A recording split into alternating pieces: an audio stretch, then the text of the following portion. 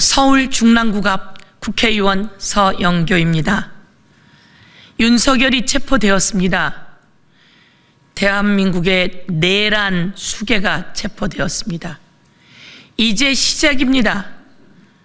이 내란 수괴가 대한민국을 뒤흔들기 위해서 무슨 일을 했었는지, 군에서는 무슨 일을 했고, 각 부처에다가는 어떤 지시를 했고, 경호처장과는 어떤 준비를 했고, 그리고 국방부 장관은 어떤 일을 했는지 수없이 많은 준비가 되어 있었고, 그 내용들을 이제 낱낱이 철저히 수사해서 밝혀내야 합니다.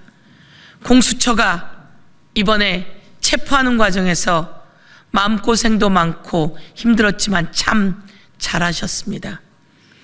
유혈 사태 하나도 없이 참 잘했습니다. 경찰이 진압 과정에서 쓴 도구라고는 사다리 하나 정도 아닐까요? 많은 준비를 했지만 그럴 필요 없이 진입했고 윤석열을 체포했습니다. 그 과정에서 가장 돋보이는 분들이 경호처 관계자 여러분이었습니다. 김성훈 확실히 수사해서 처벌해야 합니다.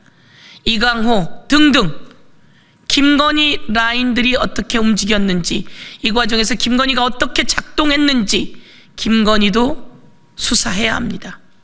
그런데 그 과정에서 대통령이라고 하는 직위를 지키기 위해 일하던 경호처 관계자 여러분들이 내란 수괴 범죄자는 체포영장 집행에 협조해야 한다라고 판단을 했고, 끝내 윤석열 옹벽이라고 했던 버스, 차벽 버스에 키를 꽂아놓고 차의 문도 열어놓았습니다. 그래서 체포하려 들어갔던 경찰들이 그 차 안에 들어가서 운전을 해서 그 차벽을 없앨 수 있었습니다. 그리고 윤석열 있는 곳까지 경호처 관계자들이 어떻든 길도 제시하는 일이 있었습니다. 경호처 여러분, 그동안 얼마나 마음고생하셨습니까? 애쓰셨습니다. 그리고 더 이상 대한민국의 국민을 대표하는 대통령을 우리는 보호했던 것이지 내란 수괴를 보호하는 것이 아니었기에 여러분은 잘 하셨다고 말씀드립니다. 오늘 저는 내란죄를 저지른 자, 그리고 외환죄를 저지른 자, 그리고 군사 반란죄를 저지른 자들에 대해서 사면 없고 월급 없고 연금 없고 내란 방지 3법을 대표 발의한다고 보고드립니다. 내란 사범에 한해서 이렇게 불법적인 내란 사범이 확실하게 되었을 때 이자가 또다시 사면을 받으려고 몸짓을 하고 있습니다. 그래서 이런 윤석열과 같은 내란 범죄자에 한해서 사면이 금지되는 사면법을 대표 발의합니다. 그리고 윤석열 탄핵되었는데도 불구하고 연봉이 2억 6천이라고 합니다. 따박따박 월급을 받아가게 됩니다. 윤석열의 연봉, 국민이 주신 세금입니다.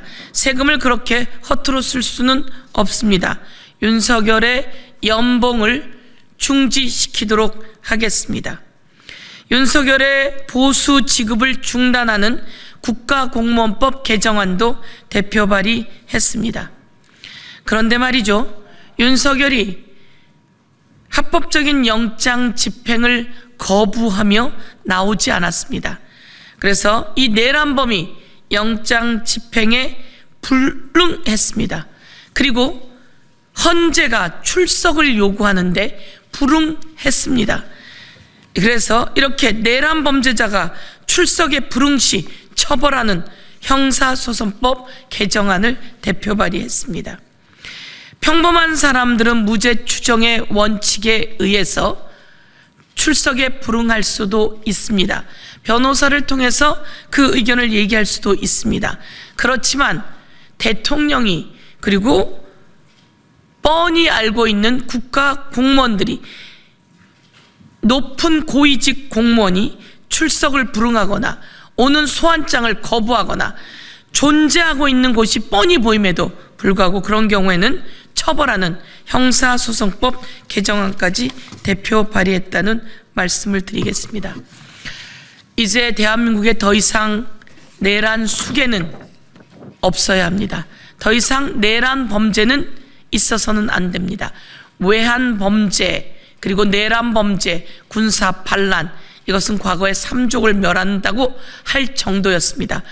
아무도 상상하지 못한 이 범죄에 대해서 사면 없다라고 하는 사면법, 보수 없다라고 하는 공무원법, 그리고 출석 불응 시 처벌하는 형사소송법 대표 발의했고, 이제 연금을 주지 않는 연금법까지 대표 발의하겠다고 말씀드리도록 하겠습니다.